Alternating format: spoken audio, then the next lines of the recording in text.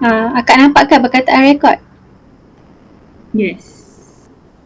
Okey, so itu maksudnya sudah rekod. Okey.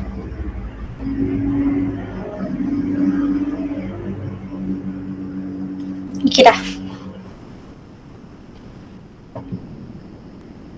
Assalamualaikum warahmatullahi wabarakatuh dan selamat petang yang berbahagia Profesor Madya Dr. Maizatul Haizam Mahmud, yang dihormati Dr. Muhammad Adnan Kichan, tuan-tuan, sahabat yang dihormati sekalian, apa khabar semua? Saya harap semua berada dalam keadaan sihat sejahtera. So pada petang ini saya Raja Hashim binti Raja Bongsu bersama sahabat saya itu Nabila Huda binti Zailani akan membentangkan satu tajuk iaitu berkaitan dengan penerusan konflik. So next. So dalam tajuk ini kami akan mengupas tentang definisi berterusnya konflik dan perselisihan. Next, kita juga akan membincangkan jenis, punca, kesan serta tahap konflik dan langkah penyelesaiannya, dan kemudian kita akan membincangkan teori yang berkaitan. Dan yang paling utama kita akan membincangkan tentang gaya penerusan konflik, dan akhir sekali kita akan membentangkan aplikasi kes. Okay, next. Okay. Pertama sekali saya akan menerangkan tentang apa itu yang didefinisikan sebagai konflik.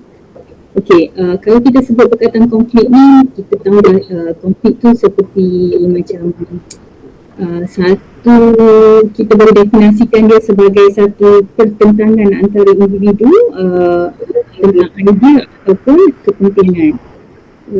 Yang mungkin juga dan ia juga boleh didefinisikan sebagai perbezaan pendapat ataupun percanggahan nilai ataupun perbezaan minat.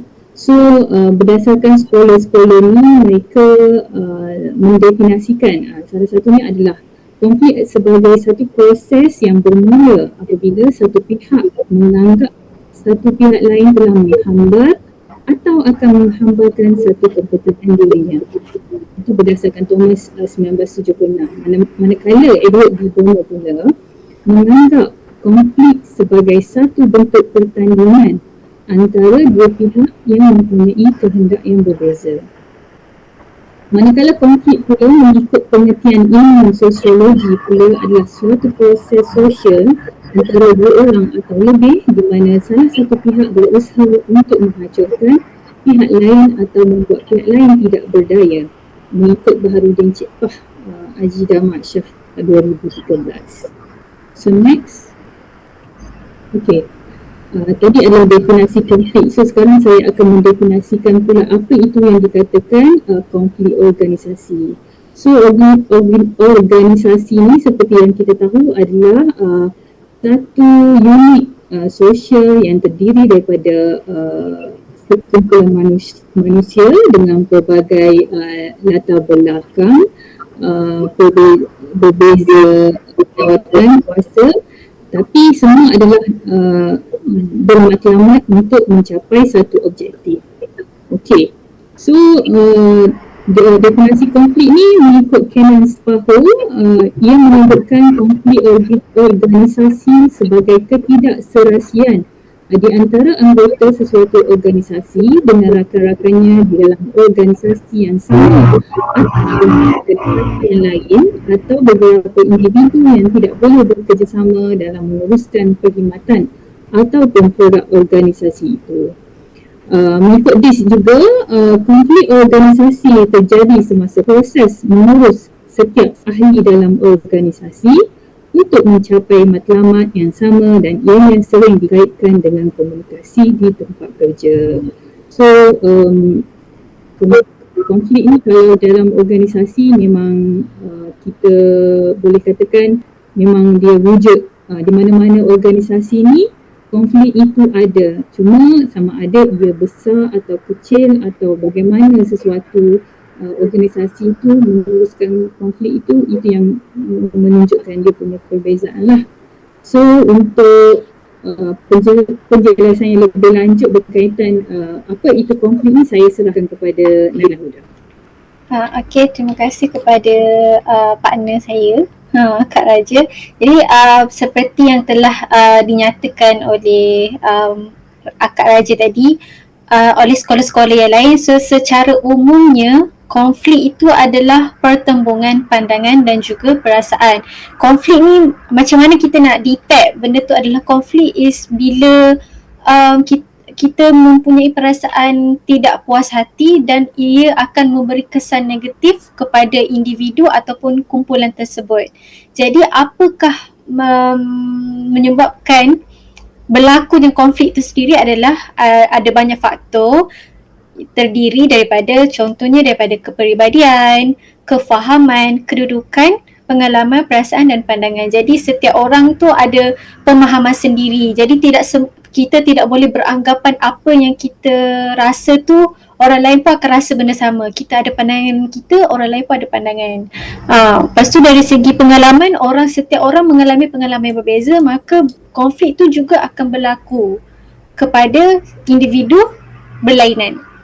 Jadi konflik juga dia boleh berlaku dari segi dua perkara, bukan dua perkara lah, dua tempat. Pertama untuk individu dan yang kedua untuk kumpulan. Jadi kumpulan ni berkumpulan ni berlaku bila berlakunya perbezaan pendapat. Macam yang saya cakap tadi, tak semua orang mempunyai pandangan seperti yang kita rasa. Orang lain pun ada pandangan sendiri. Dan juga berlaku perselisihan hubungan antara anggota ataupun kekurangan sumber. Kadang-kadang kita tak faham apa yang orang cuba sampaikan dan itu menyebabkan berlakunya konflik. Dan pencetus konflik tu berlaku dari sudut situasi, pandangan dan juga tingkah laku. Seterusnya, selain konflik, ada juga wujud perkara lain tapi kita tafsirkan benda tu konflik. Jadi apakah perkara lain yang sebenarnya bukan konflik tapi kita je yang anggap benda tu konflik. Okay, next ialah perbezaan konflik dan juga perselisihan. Jadi konflik ni adalah apabila kita tidak mempunyai kata kesepakatan terhadap perkara seperti tujuan, harapan, kemahuan dan pendapat dan perasaan. Maksudnya bila orang bagi sesuatu pandangan, kita tak bersetuju. Tapi kalau untuk perselisihan ni dia more kepada peraturan, fakta, tugasan, kewajipan dan kepentingan. So sebagai contoh perselisihan ni saya boleh bagi contoh. Contoh kalau tempat kerja kan, bos cakap buat tugasan benda tu tapi kita tak faham. So kita tak faham, kita buat benda salah. Itu berlakunya perselisihan. Itu berkaitan tugasan. Kalau konflik ni benda yang kita tak puas hati dengan orang lain. Dan konflik ni dia terkhusus kepada berkaitan seperti pandangan, perasaan, kepribadian. Manakala untuk perselisihan ni dia macam yang saya cakap tadi, undang-undang, peraturan dan juga proses. Kalau konflik ni dia melibatkan jangka masa yang lama. Kalau untuk perselisihan ni dia jangka masa yang pendek. Kalau contoh tadi, kalau kita tak faham apa tugas yang kena buat, bila kita tanya orang, kita faham apa yang kena buat, so benda tu kejap je berlaku. Tapi kalau konflik ni kita tidak puas hati, benda tu berlaku untuk jangka masa yang lama. Okay, next, seterusnya. Okey. Seterusnya kita akan membincangkan jenis-jenis konflik. Konflik ni dia ada banyak jenis lah. Next sudah? Next sudah?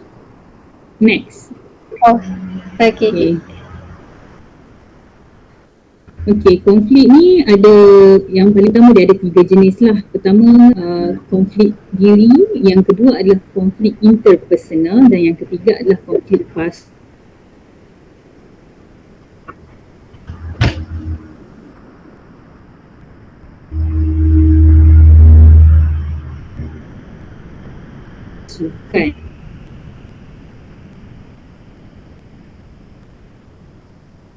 So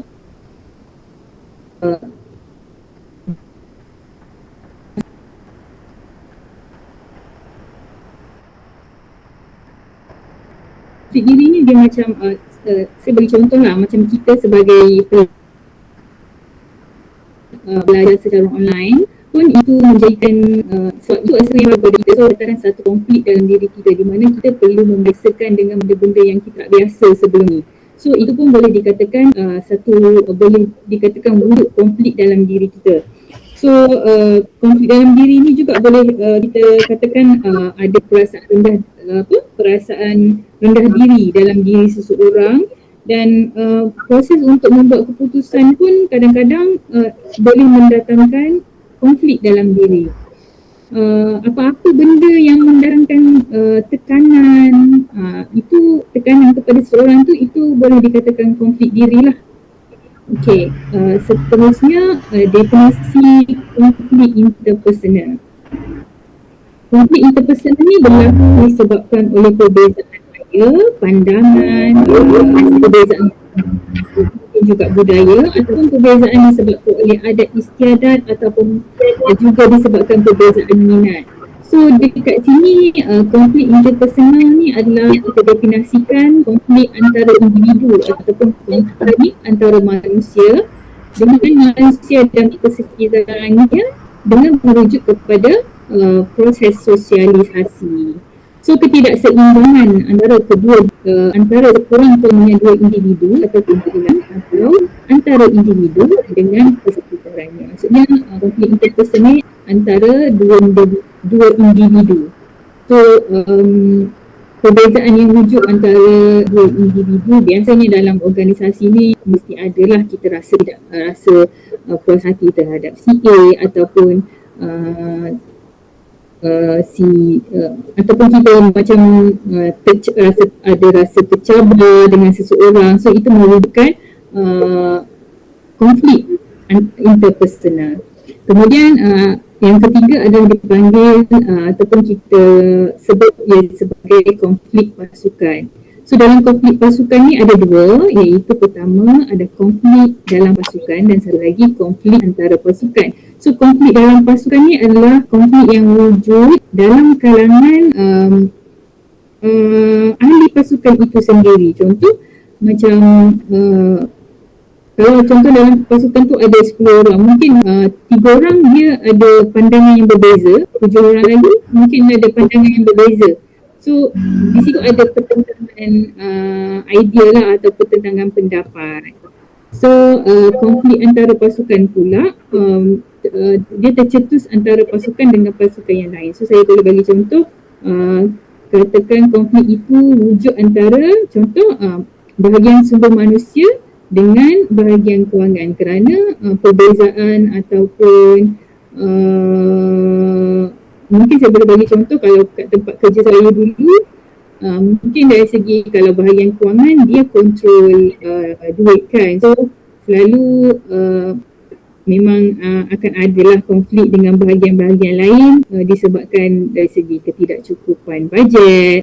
Itu adalah contoh saya boleh definisikan untuk konflik antara pasukan. Okay, next. Next sudah? Hello, sudah next? Ini kan punca. Okay, yes. Okay, seterusnya saya akan membincangkan tentang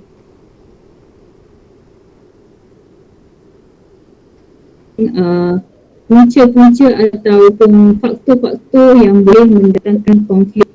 Okey, pertama sekali adalah sosial, iaitu perasaan kecewa dan tindakan kasar yang boleh memburukkan lagi suasana. Kadang-kadang kita dalam contoh di tempat kerja lah, kalau ada satu individu yang membuat satu tindakan yang menyebabkan kita rasa macam kecewa ataupun kita rasa macam sakit hati lah dengan sikap dia tu, boleh menimbulkan juga konflik interpersonal.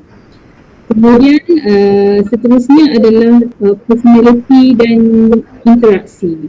Personality pengacau, gangguan psikologi, lemah perasaan, kemahiran interpersonal, suka menyusahkan orang lain, suka bersaing dari segi yang negatif lah, dan perbezaan dalam cara interaksi pun boleh menimbulkan konflik.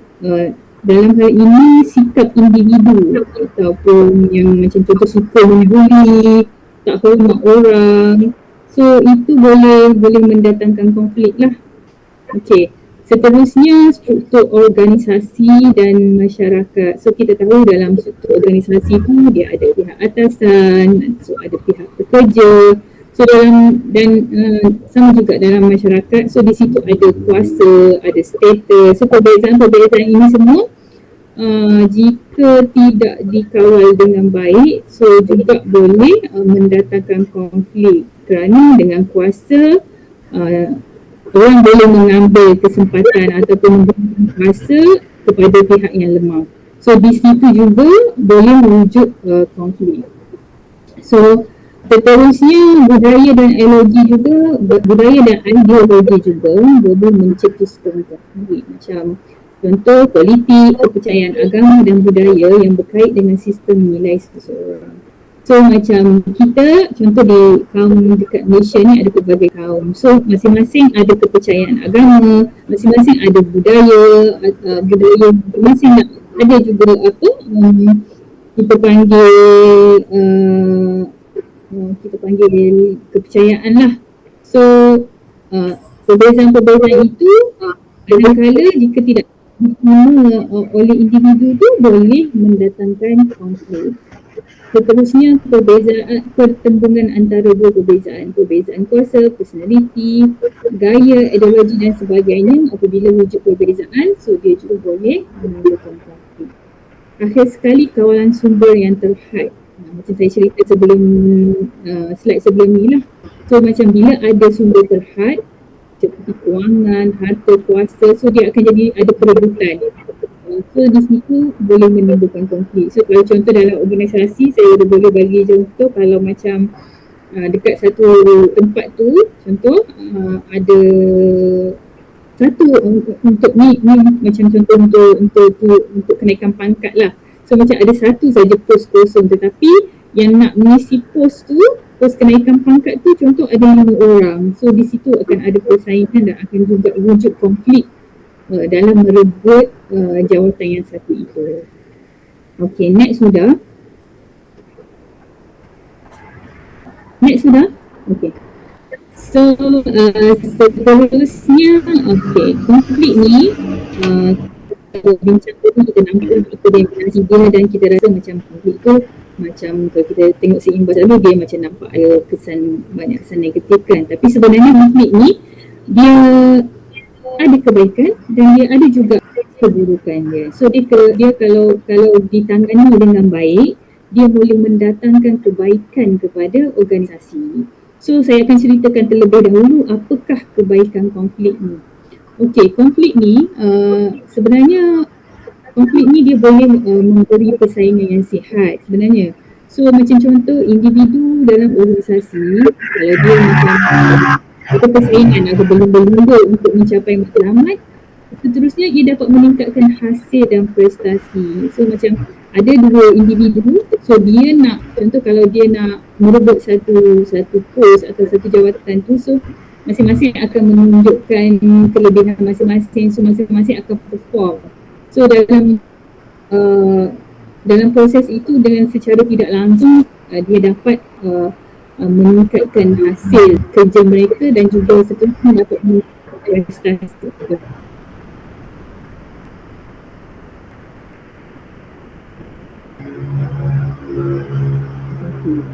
Seterusnya konflik ni sebenarnya dia dapat juga menzahirkan kelemahan ataupun kekurangan. So begitu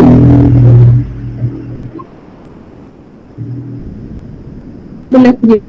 So bila ada ni perbincangan, so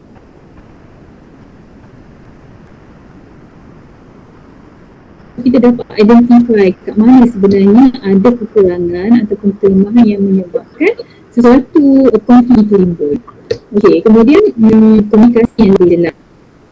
Konflik kita akan wujud pemikiran yang tajam untuk menyelesaikan konflik. Ada banyak idea, percambahan idea. So di situlah akan ada pemikiran yang tajam lah, sebanyak idea-idea yang dikeluarkan untuk menyelesaikan konflik dan proses komunikasi akan menjadi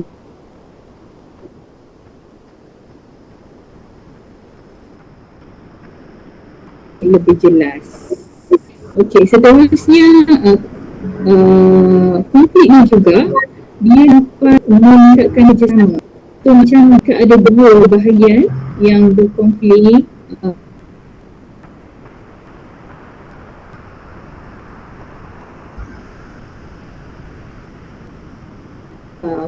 so apabila diadakan perbincangan macam mana menyelesaikan konflik tersebut.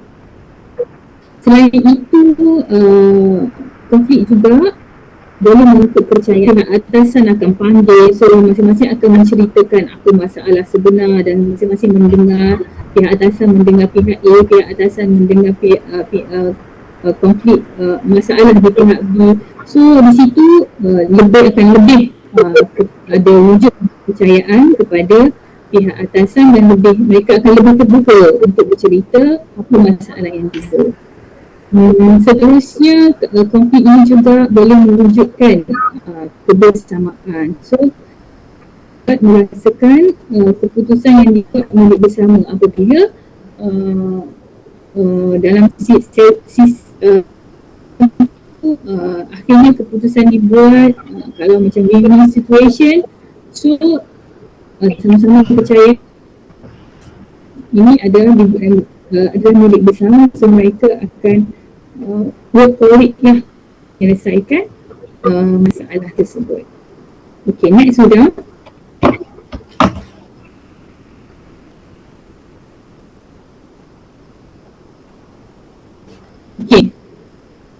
Okay, ini saya akan menceritakan pula keburukan konflik ni. Okay, konflik ni sebenarnya jika tidak ditangani dengan baik ataupun konflik tu dia macam sebenarnya dia berasal dari perselisihan benda kecil je, tapi sekiranya dia tidak ditangani dengan baik, so dia akan mengganggu hubungan interpersonal lah.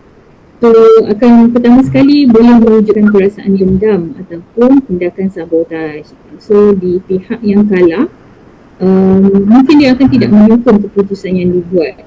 So ataupun akan wujud perasaan dendam jika keputusan tu yang dibuat tu dalam proses penyelesaian konflik tu tidak menyebelahi dia lah. So akan wujud perasaan dendam dan mungkin perasaan dendam tu boleh mendatangkan lagi perkara-perkara lain yang lebih memberi kesan yang lebih buruk lah. Okey, seterusnya dari segi aspek emosi. Kita tahu konflik ni adalah satu macam tekanan. So dia konflik ni permasalahan yang boleh memberi tekanan kepada individu yang mewujudkan lebih banyak masalah. Contoh, kalau mereka yang di pejabat, konflik di tempat kerja ni, dia ada konflik, so dia ada tekanan, so masalah tu dia boleh bawa ke rumah dan memberi ataupun konflik lain, mewujudkan konflik lain, contoh dengan dalam konflik dalam rumah tangga ataupun mungkin boleh mewujudkan konflik dengan keluarga disebabkan konflik yang dibawa daripada pejabat tu. Okey, seterusnya juga konflik ni boleh memberi kurang rasa percaya dan kerjasama yang boleh merendahkan motivasi. Apabila wujud konflik, kita akan rasa down, kita akan tak rasa bersemangat, kita akan rasa pergi kerja. So, bila nak buat kerja pun kita akan rasa macam kurang untuk memberikan kerjasama lah bila pihak yang kita hendak yang kerja tu adalah pihak yang berkonflik dengan kita. So, di situ kita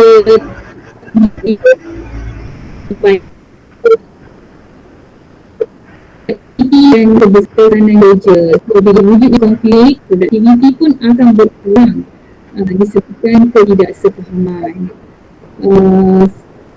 Selain itu, dia juga boleh mengganggu hubungan interpersonal macam saya cerita sebelum ni lah. So, bila ada konflik, bergaduh, so hubungan baik antara pekerja, hubungan yang harmoni tak dapat diwujudkan. Dan bila hubungan antara pekerja ni tak dapat diwujudkan, gagal lah untuk mencapai matlamat organisasi. So macam agak sukar lah bila tidak ada rasa kesatuan, rasa bersama-sama untuk mencapai matlamat organisasi.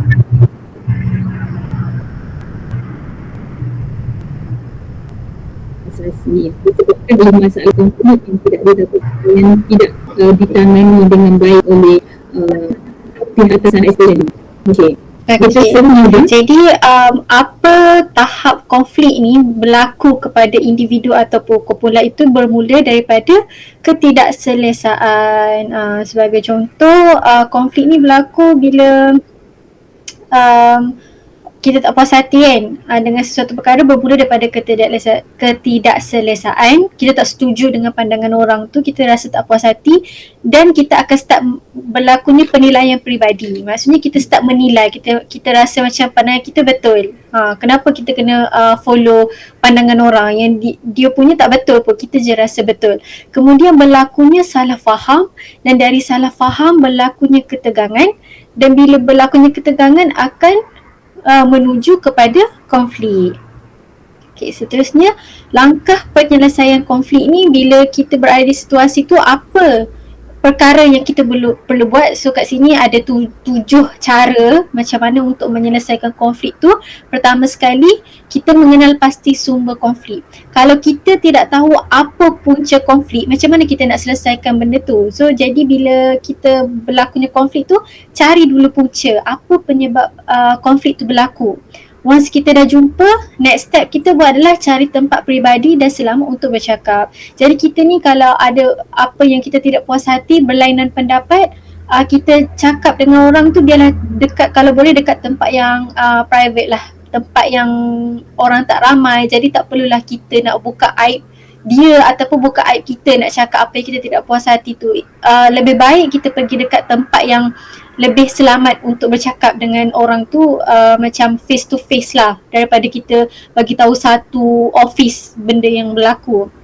Yang ketiga, kita dengar dengan teliti setiap pendapat. Okey, jadi tidak semua pendapat kita adalah betul dan tidak semua pendapat orang adalah salah. Jadi sebelum kita judge orang cakap keputusan tu salah, walaupun memang betul salah, kita dengar dulu pendapat orang tu, apa yang dia cuba sampaikan. Mungkin kita boleh tukar fikiran macam, mungkin kita cuma salah faham dengan pendapat orang tu. So lebih baik kita dengar dulu apa yang mereka ingin sampaikan. Okay, lepas kita dah dapat, kita selidik keadaan. Jadi kita akan fikir balik, betul ke keputusan kita? Betul ke apa yang kita rasa? Kita cuba tengok, compare apa yang kita rasa, apa yang dia rasa. Kemudian kita tentukan cara untuk capai tujuan bersama. Jadi ni bersepakatlah bersama-sama untuk selesaikan isu tu. Sebab konflik tu akan berlaku kepada diri kita, dan bila orang tu tahu, orang tu pun akan jadi konflik sebab dia rasa macam apa yang pandangan yang dia cakap kita tak puas hati, mesti ada salah. Jadi kita sama-sama berbincang untuk selesaikan perkara tu bersama-sama. Kemudian dan nombor 6, dapatkan penyelesaian terbaik. Jadi sama-samalah berbincang untuk menyelesaikan masalah, dan akhir sekali kita buat strategi lah yang nanti in the future, untuk masa depan, kalau berlaku benda ni apa perlu buat. Lain kali kalau apa yang tak puas hati, kita cakap. Apa yang kita rasa tak betul, kita cakap. Janganlah kita pendam je macam kita tak puas hati dengan pandangan orang, kita rasa salah tapi kita diam. Itu berlakunya konflik antara tempat organisasi tu sendiri. So lebih baik kita buat strategi macam mana in case kalau benda tu berlaku sekali lagi, kita tahu macam mana nak handle benda tu. Okay, next, kita untuk pengurusan konflik ni, kami menggunakan teori dual consent theory. Jadi teori ni telah diperkenalkan oleh Blake and Moulton pada tahun 1964, dan dia telah memperkenalkan 5 gaya pengurusan konflik dari 2 dimensi, iaitu kepentingan peribadi dan juga kepentingan produksi. Produksi ni maksudnya orang lain. Jadi kemudian lepas teori dua konsep teori ini kemudian dikembangkan oleh Thomas and Kilman, Rahim, Pro dan Rubin. Jadi teori ni dikembangkan kepada lagi banyaklah kita masukkan elemen-elemen yang untuk pengurusan konflik, dan macam yang saya cakap tadi, model ni menekankan dua dimensi, iaitu concern for self and concern for others. Apa concern untuk diri sendiri dan juga concern untuk orang lain. Seterusnya kita akan tengok daripada teori tadi, 5 gaya ataupun strategi menangani konflik. Jadi kalau kita boleh tengok kat sebelah bawah ni, untuk kepentingan orang lain, yang sebelah kiri saya ni assertif ni untuk diri sendiri. Jadi daripada lemah kepada kuat, lemah kat bawah kepada kuat kat atas. So jadi pertama sekali yang diperkenalkan adalah yang diberilah 5 strategi tu. Pertama sekali lah persaingan. Persaingan ni tujuan dia untuk menang. Okey, maksud dia, contoh dia, saya boleh bagi contoh, si A ni nak minta cuti untuk kerja, si B pun nak minta cuti untuk kerja, tapi A cuti untuk kerja dia untuk ada family event. Kalau untuk B dia ada sport event, nak pergi bersukan. Jadi mereka bersaing antara satu sama lain untuk minta juga cuti. So mereka ni tidak kisah dengan orang sekeliling dia, tak kisahlah kerja ke apa semua, tak. Yang penting dia nak menang juga. Yang kedua adalah bekerjasama. Bekerjasama ni untuk menang-menang, which is win-win situation. Contoh dia, ada klien dekat company, ada klien. Jadi dua-dua ni, dua orang ni, A dan B ni, dia kena bagi idea kan untuk klien, untuk apa yang klien nak kita kena bagi. Tapi at the same time, dalam masa yang sama, setiap individu A dan individu B, dia ada dia punya point sendiri. Jadi masing-masing nak tunjuk siapa yang lagi hebat. Macam A ada pandangan dia, B ada pandangan dia, tapi dua-dua harus bekerjasama untuk bagi idea kepada klien tu sendiri. Jadi dua-dua macam menuju kepada ke arah benda yang sama, tapi masing-masing bekerjasama untuk memberi idea bersama-sama, macam tu. Yang ketiga adalah bertolak ansur. Bertolak ansur ni mencapai titik persetujuan. Jadi sebagai contoh, tolak ansur ni, kalau contoh senang dia macam makan. Makan, kawan kita makan suka Chinese food. Seorang lagi pula suka makan makanan Arab. Jadi dua-dua bertolak ansur, macam nak pergi kedai makan yang mana satu. Sebab fokus diorang adalah untuk pergi kedai makan. Jadi salah seorang akan bertolak ansur, tak apalah kita try pergi makan kedai Arab, seorang lagi pun boleh try pergi makan kedai Chinese food, macam tu. Yang seterusnya, pengelakan. Pengelakan ni bermaksud bila kita rasa it's not worth lah, tak berbaloi untuk kita kisah kepada konflik tersebut. Jadi kalau kita rasa macam benda tu tidak boleh memberi benefit kepada diri kita, macam it's better untuk kita abaikan. Kita mengelak je. Macam ada konflik, kita macam biarlah, tak kisah, tak payah. Sebab benda tu tidak memberi apa-apa kepentingan kepada diri kita, dan juga tidak memberi apa-apa kesan. Macam kalau kita tak kisah, tak adalah kita sampai berfikir, tak tidur malam, tak ada. So itu adalah maksud pengelakan. Dan seterusnya, penyesuaian. Penyesuaian ni untuk menghasilkan, maksud dia macam mana dua individu ni nak menyesuaikan. Selalunya dia akan berlaku pada satu individu lah, menyesuaikan diri dia. Sebagai contoh, kalau pergi tengok movie, contohnya seorang kawan suka tengok action movie, seorang lagi suka tengok cerita horror movie, cerita hantu. Jadi mereka ni bersahabat. Macam mana nak berlakunya penyesuaian tu bila seorang lagi tu tak kisah, macam okay, kita boleh try lah tengok cerita hantu juga. Penyesuaian ni bermaksud bila satu individu tu rasa macam kalau kita bagi peluang kepada orang tu, nanti in the future orang tu pun kita akan menang juga. So dia penyesuaian berlaku. So daripada kita tengok kat sebelah kiri ni, daripada lemah kepada kuat, menunjukkan kepentingan matlamat orang tu sendiri, untuk diri sendiri ke atau untuk orang lain. Okay, next. Okay Huda, ini gambar rajah, sama jugalah yang Huda terangkan tadi, cuma ini dalam bahasa Inggeris. So Huda dah bagi penjelasan berkaitan jadual ataupun model tu tadi. So saya akan teruskanlah kepada penjelasan lebih lanjut apa maksud setiap approach yang diketengahkan oleh Thomas Kilmann. Okay, next. Okay. Pertama sekali saya akan menjelaskan pendekatan mengelak. Okay, atau dalam bahasa Inggerisnya kita panggil avoiding. So dalam pendekatan mengelak ni,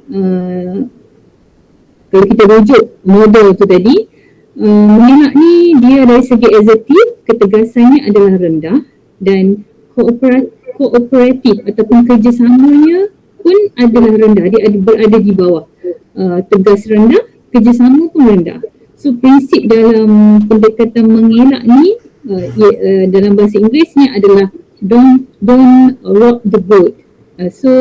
Dalam pendekatan ini, individu ini lebih suka mengelakkan diri daripada berhadapan dengan konflik dengan cara buat tidak tahu ataupun tidak mahu bercerita atau teragak-agak dalam berhadapan dengan konflik. So kalau kita nak tahu ciri-ciri, kalau kita tengok orang tu dan kita nak tahu apa ciri yang dia gunakan, so untuk dalam mengelak ni, pendekatan mengelak ni, kita boleh tengok kalau dia mempunyai ciri suka mengelak atau berdalih dalam situasi konflik. Dia juga merasakan gelisah, individu itu juga merasakan gelisah bila berhadapan dengan konflik. Tidak mengambil berat kepentingan diri dan orang lain. Macam saya bagi tahu tadi, dia rendah dari segi ketegasan dan rendah dari segi kerjasama. So dia tak kisah kepentingan diri dia tak kisah kepentingan orang lain.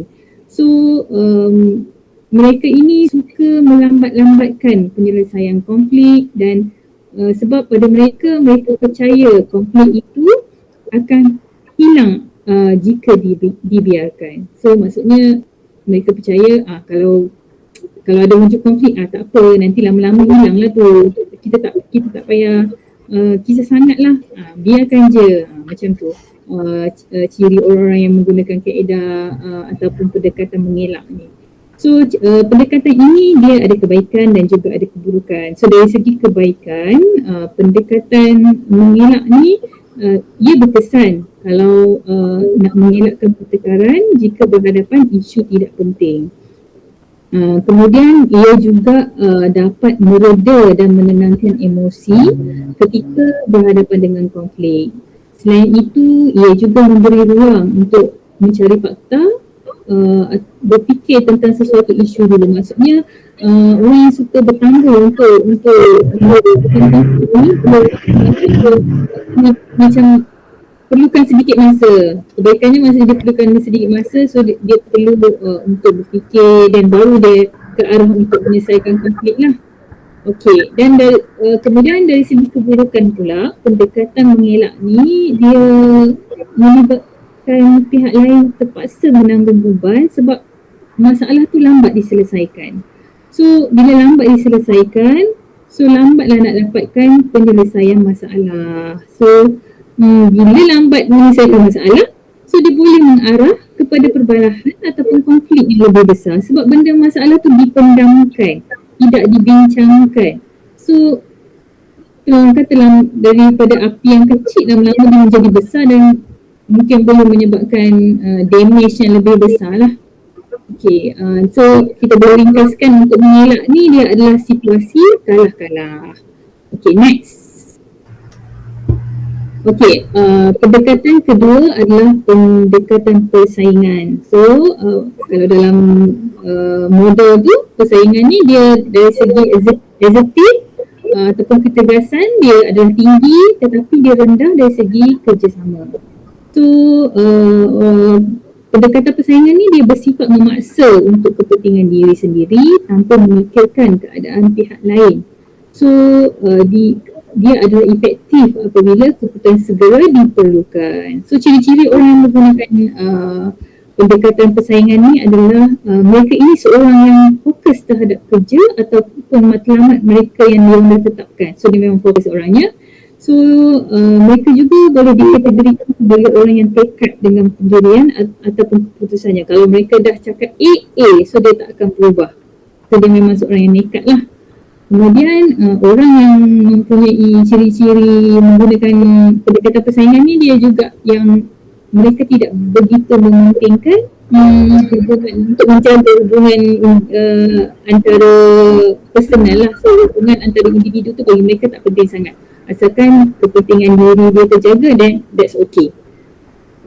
Mereka juga berpendapat orang lain juga berhak mengemukakan pendapat masing-masing. Selain itu, orang yang dalam kategori ini juga dia mempunyai satu perasaan takut kehilangan kuasa apabila dipintas ataupun jika ada persaingan, so mereka ada kerisauan hilang kuasa ataupun dia punya ni lah, kuasa lah, sama cerita kuasa. Okay. So dari segi kebaikan dan keburukannya, pendekatan persaingan ni dia baik sebab ada kelebihan untuk melindungi diri. So pada mereka, kalau mereka tak guna pendekatan ni, kalau mereka bertolak ansur ataupun memberikan kerjasama pada mereka, orang lain akan mengambil kesempatan terhadap diri mereka. So kaedah ini berkesan jika ada jurang yang besar berkaitan kecekapan ahli. So maksudnya kalau dalam organisasi tu, kalau ada satu individu yang cekap, satu lagi individu yang lemah, so individu yang cekap ni kalau dia menggunakan pendekatan ni, so dia ada kelebihan lah. Okay, so satu lagi kebaikannya adalah keputusan yang dibuat tu adalah muktamad, sebab memang ciri-ciri orang yang menggunakan pendekatan ni, mereka seorang yang tekad lah, seorang yang berpegang kepada keputusannya. So manakala dari segi keburukannya pula adalah dikatakan pendekatan ini tindakan yang kurang tepat kerana keputusan dibuat dengan cepat, dan ia juga boleh mengarah kepada penyalahgunaan kuasa ataupun dalam bahasa Inggeris dia boleh disebut sebagai debulement. So boleh wujud orang ciri-ciri orang yang macam ni lah. Bila dia ada kuasa dan dia suka bersaing, dia berada di atas, dia boleh membuli orang-orang yang berada di bawah. So kaedah ini juga boleh dikatakan mereka ni mementingkan diri dan tidak boleh menerima pandangan orang lain. Ini adalah situasi menang kalah. So individu yang menggunakan pendekatan ni dia menang, individu satu lagi akan kalah. Okay, next. Okay, yang ketiga adalah pendekatan penyesuaian. So dari segi pendekatan penyesuaian ini, dari segi ketegasan, mereka tidak tegas, tetapi mereka mempunyai semangat kerjasama yang tinggi. Mereka mengutamakan kepentingan atau kehendak individu lain, mungkin disebabkan perasaan rendah diri. Maksudnya orang-orang yang macam ni ciri-cirinya adalah dia adalah seorang yang cepat mengalah dan bersedia untuk bertolak ansur daripada berhadapan dengan masalah. Pada dia, contohnya dia macam ni, pada dia kalau macam daripada aku buat masalah, itulah aku mengalah lah. Bagi je lah dia menang, bagi je lah dia ambil apa yang dia nak, macam tu. So orang yang menggunakan pendekatan penyesuaian ni juga, dia seorang yang suka bersaingan. Mereka juga bermerasa dan harmoni. Mereka lebih suka kepada keadaan disukai dan dapat menyesuaikan diri dalam apa jua situasi. Sebab mereka ni jenis yang mengalah. Mereka tak kisah kalau dia mereka tak kisah berkorban lah demi kepentingan orang lain. So individu dengan gaya penyesuaian ini juga dia mempunyai perasaan malu untuk menunjukkan kelebihan diri. Dan biasanya kalau dia rasa tak puas hati pun hanya dipancarkan melalui sikap degil ataupun pelipur. Itu kemarahan pasif, dia tidak menunjukkan rasa tidak puas hati itu. Okey, pendekatan penyesuaian ni dia ada kebaikan dan keburukan juga, sama juga dengan macam pendekatan lain. Kalau pendekatan penyesuaian, dia menjaga perhubungan individu pada mereka. Mereka perlu menjaga hubungan, tidak boleh menyakiti pihak lain walaupun perasaan mereka sendiri terpaksa dikorbankan. So pada mereka membina profil diri yang baik itu adalah penting. Maksudnya dia ternampak baik di mata orang lain itu adalah penting pada mereka. So pendekatan ini juga dapat mengawal paras ketegangan agar tidak bertambah. So dengan kaedah ini dia dapat mengawal ketegangan disebabkan konflik lah, sebab dia pun jenis yang mengalah kan. Cumanya keburukan dia adalah individu ini dia memang mengorbankan kepentingan diri untuk kepentingan orang lain. So bila dah terpaksa mengorbankan diri ni, biasanya kita akan rasa hilang motivasi kerana sebab kita selalu mengalah dengan orang lain kan. So kaedah ini tidak efektif untuk jangka panjang dan menyebabkan wujudnya tanggapan negatif apabila pendekatan ini digunakan secara berterusan. Okay, next sudah. Okay, next. Kita masuk kepada bekerjasama ataupun in English collaborating or integrating. Dia tinggi dari segi asertif, tegas dan juga tinggi dari segi kooperatif, iaitu amat bekerjasama. Dia menilai perbezaan individu dan cuba cari penyelesaian bersama dan juga menggunakan kaedah penyelesaian masalah dan juga perundingan. Yang macam saya cakap tadi, yang pasal klien tu kan, macam mana mereka nak bekerjasama untuk memberi idea kepada klien tersebut. Jadi ciri orang yang menggunakan kaedah bekerjasama ialah mengambil berat tentang penglibatan untuk capai persetujuan bersama. Dia tidaklah orang kata selfish lah, pentingkan diri sendiri. Dia fikir juga orang lain pun ada pandangan juga. Kita ada pandangan, orang lain pun ada pandangan juga. Next, dia juga bersikap terbuka untuk bertukar pendapat. Macam tadilah, tidak rasa diri selalu betul. Orang lain pun ada point juga. Dan juga mereka percaya bahawa perundingan adalah resolusi terbaik kepada penyelesaian konflik. Seterusnya, bekerjasama ni mereka juga akan mendalami isu tersebut dan mengenal pasti keperluan pihak-pihak lain dan bekerjasama dan kreatif dalam mencari solusi. Mereka bekerjasama bersama-sama. Bekerjasama tu pun dah masuk bersama-sama, di mana mereka akan membuat perkara tersebut dengan mendengar pandangan orang lain juga. Jadi apakah kebaikan bekerjasama ini adalah mencari pelbagai alternatif dan mencetus kreativiti, mendorong sesi pencemahan fikiran. Bila kita bekerjasama, two heads is better than one head. Yang itulah lebih kurang. Jadi dua kepala ni lagi better untuk idea kita bagus, tapi bila bekerjasama dengan orang lain ada pandangan lain juga. So combine meletup macam tu. Dan juga memfokus penyatuan pandangan. Apakah keburukan bekerjasama ni ialah mengambil masa untuk persetujuan semua, sebab masing-masing ada point sendiri. Kita ada point kita, orang lain ada point. Jadi macam mana nak bersama-sama, nak bersetuju. Okey, guna point ni lah. Seorang lagi pula cakap taklah guna point ni. Jadi ambil masa yang sangat lama. Walaupun mereka akan bersetuju at the end, pada akhirnya akan bersetuju, tapi mengambil masa yang sangat lama. Dan seterusnya, kurang efektif jika tidak ada komitmen dari semua pihak terlibat. Tak semua dia tak akan jadi efektif lah kalau tak semua orang nak sanggup bekerjasama. Orang manusia ni dia ada sifat ego dia walaupun sikit. Tak semua orang sanggup terima. Sebagai contoh kalau bos. Bos kalau orang bawahan bila tegur ke apa, untuk projek ke apa, bos ni walaupun benda tu point ada dan betul, kalau ada jenis bos yang jenis ego, yang jenis tak nak bekerjasama dengan pekerja ni, susah sikit lah nak mencapai kesepakatan bersama. Dan seterusnya sukar buat keputusan dalam masa yang singkat macam tadilah. Kalau bila masing-masing ada idea yang bernas ni, sukar untuk berlakunya persetujuan bersama tu. Okay, seterusnya adalah tolak ansur ataupun compromising.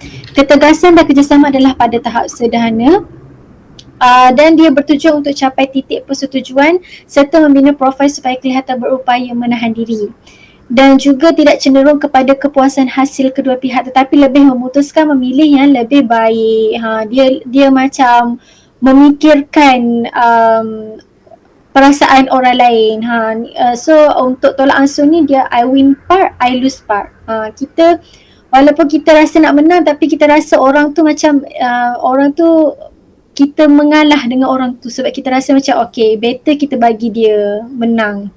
Jadi apakah ciri orang yang gunakan kaedah tolak ansur ni adalah inginkan resolusi yang cepat dan memuaskan hati semua pihak.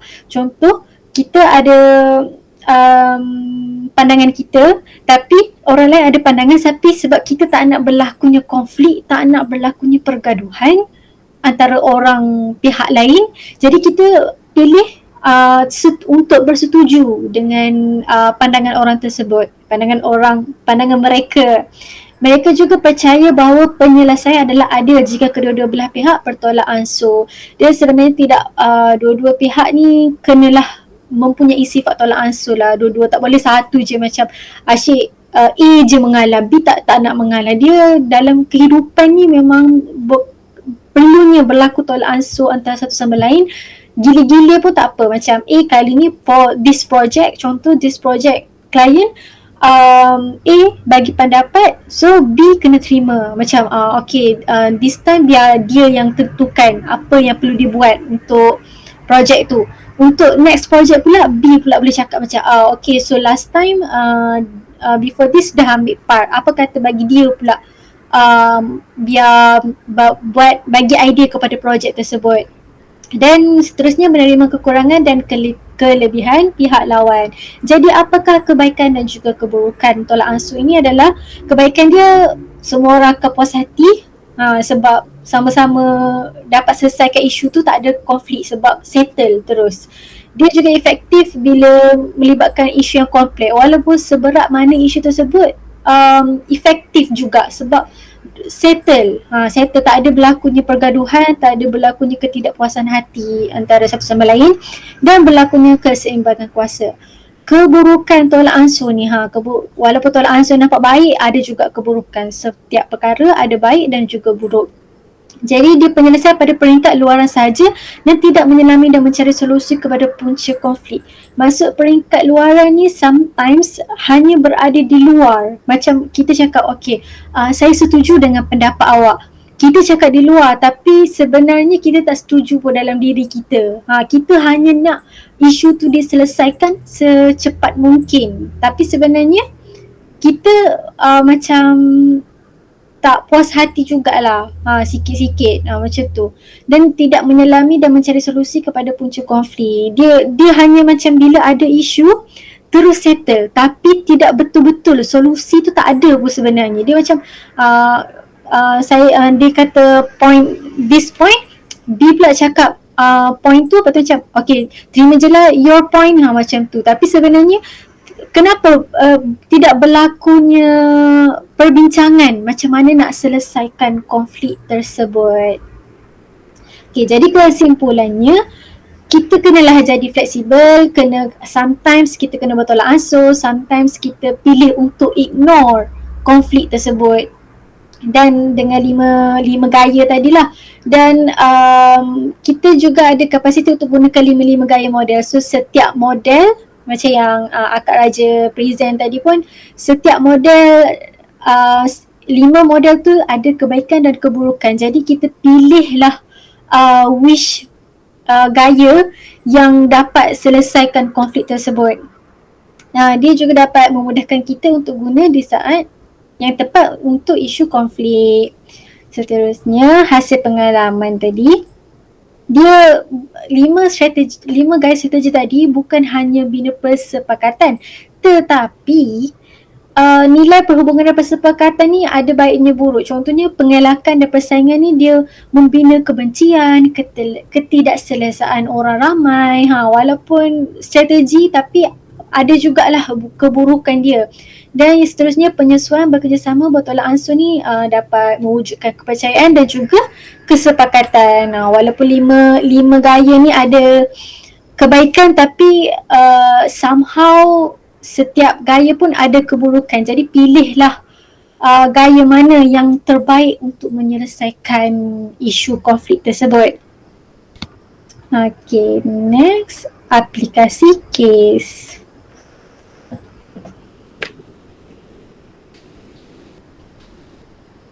Okey, seterusnya saya akan sambung berkaitan aplikasi kes. Okey. Saya akan ceritakan terlebih dahulu bagaimana perumusan konflik di dalam perkhidmatan awam. Okey, sepanjang dalam pengetahuan saya dalam perkhidmatan awam ni dia tak ada satu polisi khas yang spesifik lah berkaitan dengan pengurusan konflik. Cumanya dalam mengatasi konflik yang ada di dalam organisasi perkhidmatan awam ni, dia ada satu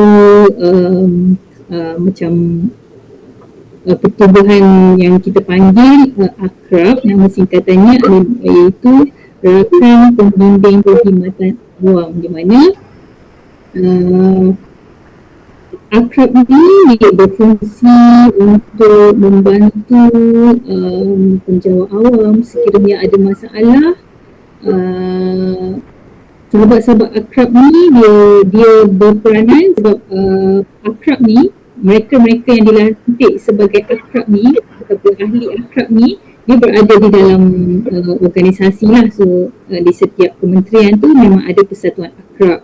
So mereka yang dilantik oleh JPA ni dia akan memainkan peranan untuk membimbing rakan-rakan pekerja yang lain macam seolah program mentoring lah, untuk membantu sekiranya mereka ada bermasalah ataupun ada konflik. So mereka boleh merujuk kepada rakan akrab ni, sebab mereka yang menjadi rakan akrab ni mereka telah diberi latihan macam mana mereka nak mengatasi konflik, macam mana mereka nak berhadapan dengan orang yang ada masalah, macam mana mereka nak bantu mereka, macam mana mereka nak advise mereka. So inilah peranan rakan akrab dari segi menguruskan konflik di dalam organisasi. Selain itu ada juga di bawah Jabatan Perpaduan Negara dan Integrasi Nasional, dia dipanggil Unit Pengurusan Konflik di bawah bahagian pengurusan perpaduan. Cuma saya rasa untuk unit pengurusan konflik ni mereka more kepada isu-isu yang konflik yang lebih besar di luar organisasi lah, maksudnya mungkin dari segi konflik berkaitan dengan masalah kaum ke, masalah perpaduan ke, apa-apa pun yang berkaitan di bawah Jabatan Perpaduan Negara ni. So ini akan uruskan lah. Okay, itu di dalam perkhidmatan awam lah. Satu lagi next sudah.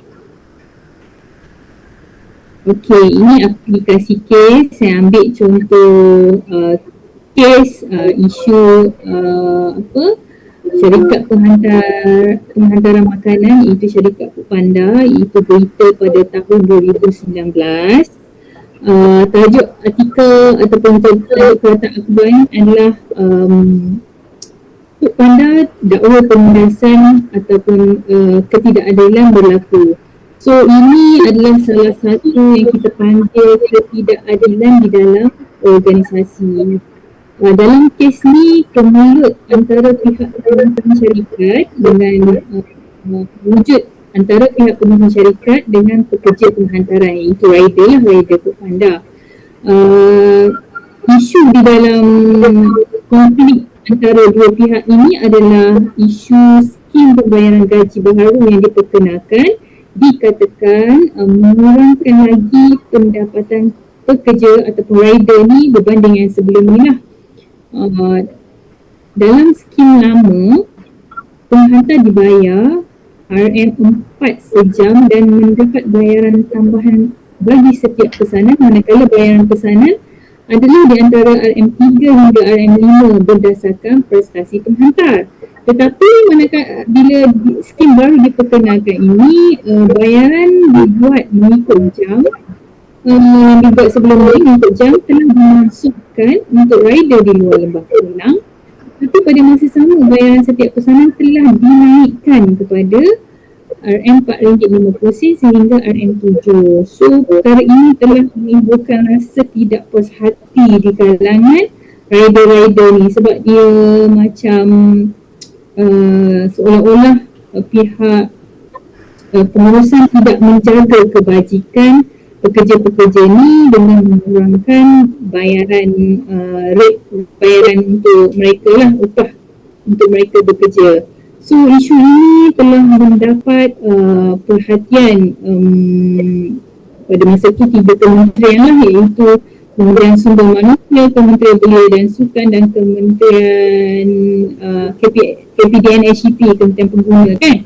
So Menteri KBS pada masa itu Saddiq telah memainkan peranan dan Kementerian Sumber Manusia juga telah bersama-sama mengadakan perbincangan dengan pihak pengurusan syarikat dan rider untuk membincangkan konflik ataupun isu yang wujud di dalam syarikat Foodpanda ni sebab pihak pekerja telah mengadakan monggok kan, monggok dalam lebih kurang 200 orang untuk menyatakan rasa ketidakpuashatian ini, dan perkara ini menimbulkan satu image yang tidak bagus lah sebab ia ditunjukkan di media-media kan. So pihak kementerian terbabit telah mengambil tindakan yang sewajarnya dan tindakan dengan mengadakan perjumpaan dengan pihak-pihak yang terlibat ni saya boleh katakan adalah tindakan yang diambil kita boleh relate dengan pendekatan untuk bekerjasama. So masing-masing pihak yang terlibat dipanggil untuk menceritakan keadaan, kedudukan, masalah, apa kemahuan setiap pihak terlibat.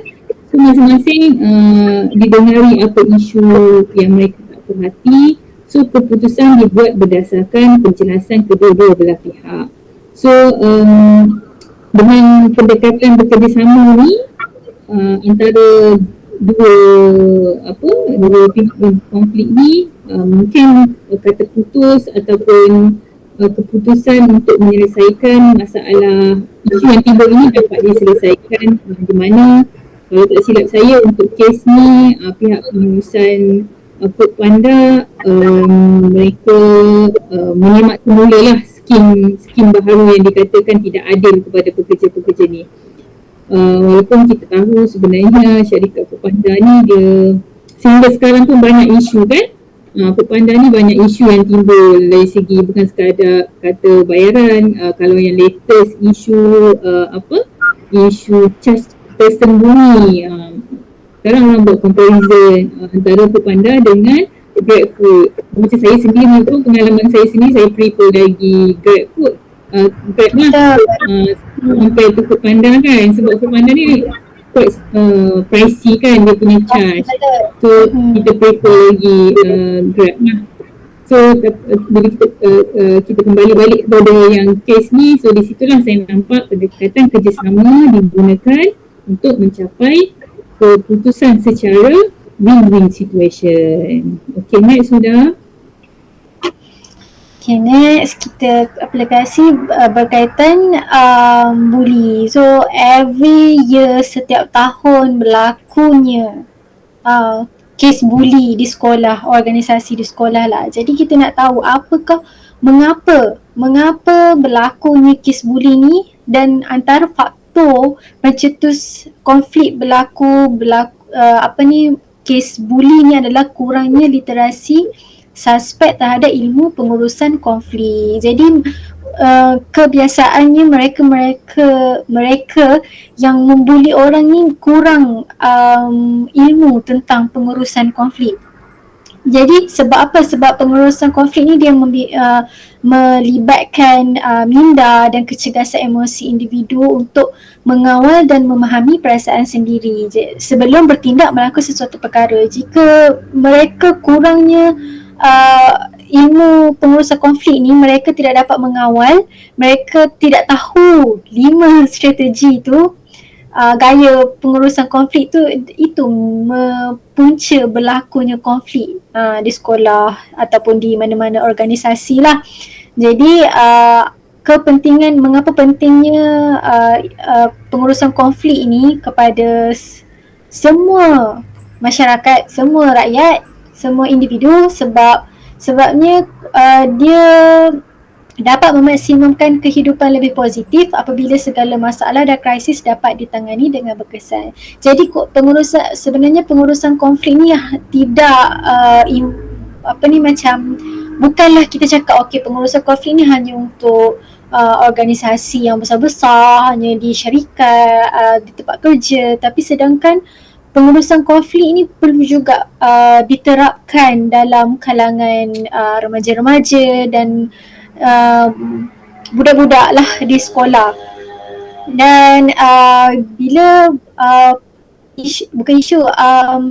pengurusan konflik ni diterapkan dalam diri individu, dia akan mempunyai kesedaran tinggi terhadap nilai kehidupan. Jadi akan kurangnya berlaku kes buli sekiranya setiap individu memahami ilmu pengurusan konflik tersebut. Yang seterusnya adalah tentang Malaysia Airlines Asia potong gaji tangani kesan COVID-19. Seperti kita tahu, masa mula-mula ni akhbar pada tahun 2020 yang kita tengah peak dengan COVID-19. Jadi Malaysia Airlines, syarikat penerbangan Malaysia Airlines dan juga Air Asia potong gaji untuk tangani kesan, dan ini memberi kesan kepada pekerja-pekerja sebab seperti yang kita cakap dari awal tadi, konflik itu berlaku sekiranya berlaku ketidakpuasan hati individu dan memberi kesan negatif. Kalau benda tu tidak memberi kesan kepada kita, tidak dikira sebagai konflik. Kalau memberi, bukan kita lah, maksudnya pekerja-pekerja penerbangan tu lah, kalau memberi kesan maksudnya telah berlakunya konflik. Jadi pada 9 Mac 2020 tu berlakunya isu tentang bayaran pengurusan kanan Malaysia Airlines dipotong 10% dan tiada airline lain, dan juga MAS pun menurunkan kapasiti ke China sebanyak 53%. Jadi banyaklah, bukan sekadar Malaysia Airlines, syarikat kapal terbang je, company lain, banyak organisasi yang terkesan dengan COVID-19 ni dan berlakunya konflik. Tapi ni contoh je lah untuk aplikasi kes untuk pengurusan konflik ni. Kita ambil isu Malaysia Airlines dan juga AirAsia. Jadi macam mana mengatasi masalah konflik ni adalah perlunya membuat keputusan berkumpulan. So macam yang kita cakap tadi, ada yang 5 gaya tu kan, yang persaingan, penyesuaian, bekerjasama, pengelakkan dan tolak ansur. Jadi 5 tu boleh diguna pakai mengikut situasi. Jadi kat sini apa yang saya dah listkan ni dah termasuk dengan 5 gaya tu lah, seperti membuat keputusan kumpulan. Jadi syarikat MAS Airline ni sepatutnya perlu menubuhkan pasukan pengurusan krisis, sebab krisis ni adalah perkara yang kita orang kata kita memang tahu akan berlaku krisis. Kita tak boleh contoh kalau kita ada company sendiri, kita tak boleh cakap this company tak akan ada konflik. Tidak, mana-mana tempat, mana-mana organisasi akan wujudnya konflik. Jadi perlunya ada pengurusan pasukan tim untuk menguruskan konflik tersebut. Seterusnya, mustahak bagi pihak atasan untuk bagi tanda-tanda awal. Jadi before berlakunya benda teruk macam beban yang sangat berat tu before berlaku tu sepatutnya pihak atasan tu dah patut cakap dekat pekerja-pekerja yang kita kemungkinan berlakunya akan orang kata boleh bagi bayang-bayang lah, macam dah cakap okay, kita probably boleh kena potong gaji kot, akan tolak allowance sebab COVID-19 apa semua. Benda tu sepatutnya diberitahu awal kepada pihak bawahan lah supaya lebih bersedia dan tidak berlakunya konflik. Sebab bila once benda ni berlaku, ketidakpuasan hati pekerja-pekerja macam kenapa tiba-tiba kena potong, kenapa macam ni. Jadi kalau pihak atasan cakap awal-awal, konflik tak akan berlaku sebab orang dah prepare, dah bersedia macam ni 2 bulan lepas dah cakap kita kemungkinan akan dipotong gaji 10%. Jadi orang pun tak adalah tak puas hati sebab orang dah prepare benda tu. Jadi dia penting juga untuk duduk dengan pegawai pegawai secara berhadapan dan bincang. Macam saya cakap tadi lah, isu tu kalau ada bincang, bekerjasama dengan bawahan. Janganlah kita pihak atasan apa-apa buat keputusan sendiri walaupun kita berlainan kedudukan macam pihak atasan, pihak bawahan, tapi kita bergerak dalam organisasi, jadi perlunya berlaku perbincangan, bekerjasama dan juga tolak ansur antara pihak atas dan pihak bawahan dan motivasikan pekerja untuk tidak kehilangan harapan. So bila benda ni berlaku, dia buat kita down lah, pekerja-pekerja down. Jadi penting untuk pihak atasan tu bagi semangat macam untuk bekerja apa semua sebab konflik ni isu yang berat lah. Macam konflik ni bukanlah suatu perkara macam bila benda tu berlaku dekat tempat kerja, balik rumah, balik tidur biasa, tak. Selalunya benda ni akan berlanjutan lama. Itu menyebabkan masalah kesihatan, masalah mental kita sebab kita terlalu memikirkan perkara tersebut. Dan akhir sekali lah bantu organisasi keluar dari masa-masa sukar. Ini yang 5 gaya tu adalah bekerjasama lah antara pekerja bawahan dan pekerja, sebab macam ni pun tajuk pengurusan konflik dalam organisasi. Jadi organisasi ni memang kena bersatu bersama-sama untuk buat perkara tersebut. Janganlah macam mentang-mentang dia bahagian bawah, kerja dia buat, tak. Pihak atasan is the main penggerak lah kepada situasi tersebut. Jadi itu sajalah. Terima kasih kepada rakan-rakan sekalian, Dr. Mai, Dr. Nan. Kalau ada apa-apa soalan, kemusykilan yang kalian ada nak tanya ke apa, terus komen dekat YouTube lah. Okay. Kak Raja nak cakap apa-apa ke? Tak ada. So selepas habis dengar pembincangan ni, dibuka sesi soal jawab. So digalakkanlah untuk tanya soalan di ruangan komen di YouTube. Kalau nak tanya dekat WhatsApp pun boleh. So ini kami akan share dalam group dan tuan-tuan boleh tengok lah. Okey, itu sahaja. InsyaAllah kami akan jawablah pertanyaan-pertanyaan rakan-rakan sekalian. Itu sahaja. Terima kasih. Terima kasih.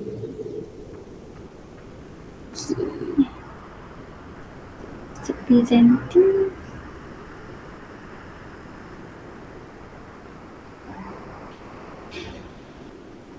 Berapa minit dah? Siap.